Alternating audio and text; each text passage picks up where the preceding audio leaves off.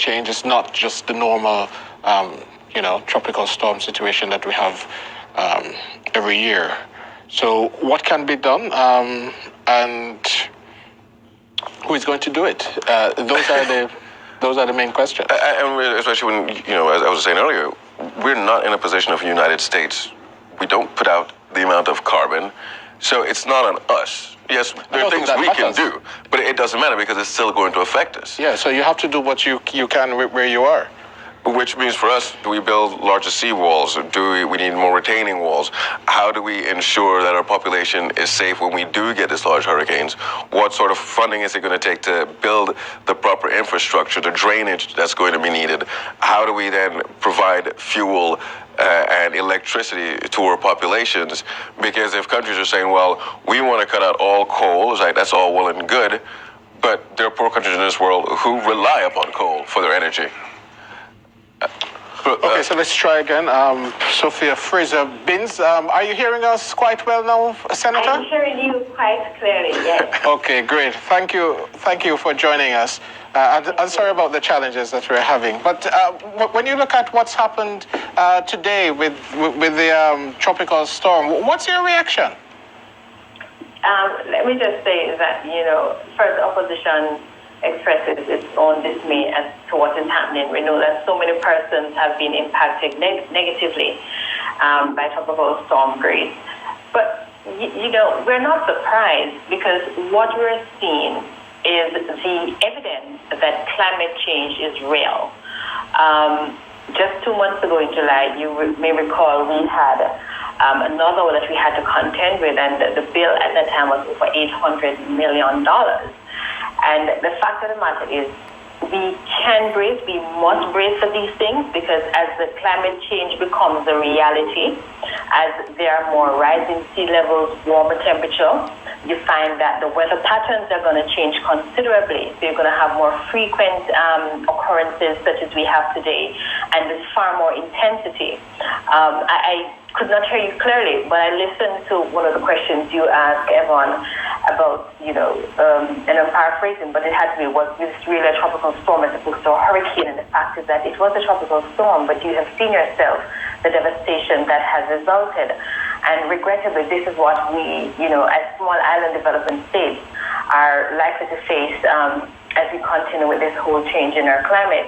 The fact is that, small island states like Jamaica are at the lower level of contributors to the depletion of the ozone layer and to climate change and the climate crisis.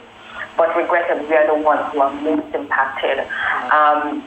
For us, it's not about, our focus really has to be about adaptation. That's what it has to do. We talk about, planting mangroves, protecting our sea walls.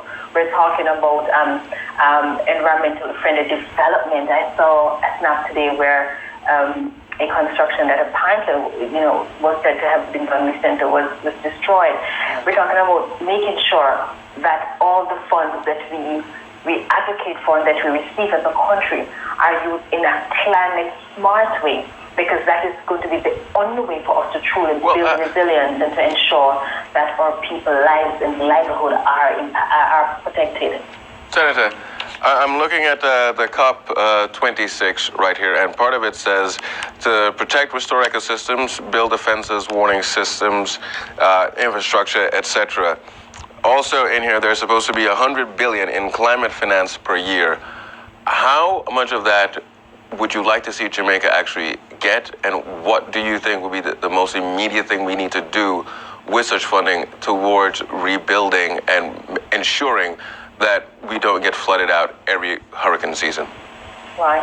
Very good question. Whereas I don't have a definitive figure in terms of how much I believe that Jamaica should get, I want to start off by saying that part of what has to be done is that the country must first and foremost give an account for all the funds that we have received to date in terms of climate financing, in terms of building resilience.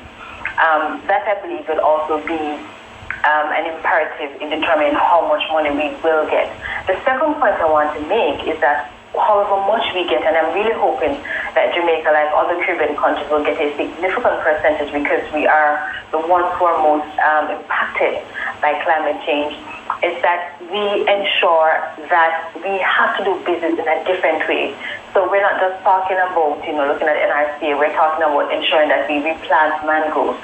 We have to ensure that we revisit issues such as mining and sustainable tourism, looking at issues of green planning, waste management, and energy. All of these are things that if we truly are serious about building sustainable development, if we're serious about building resilience, these are the things that we have to do.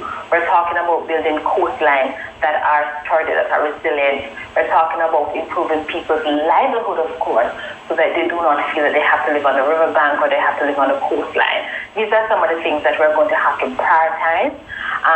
You would be aware that each country would have their own national development goals, and Jamaica is no different. And I'm hopeful that as we prepare for COP26, that these are some of the things that the government will look at. Let me just state that I have met with Minister Charles, and he is agreed that there is in fact a seat at the table for the opposition and other stakeholders, but in this case the opposition, to sit and for us to agree on the way forward, because issues of the environment cannot be a political football. It can't be something that one party supports and another party doesn't. It is way too important as we seek to build resilience in our country, and the opposition stands ready to play its part in ensuring that we build resilient economy, resilient country, and that we practice resilient development for the future of Jamaica. Well, thank you very much, Senator Sophia Fraser-Prince. Well, let's now take a look at the social media scene with Cleo Anderson.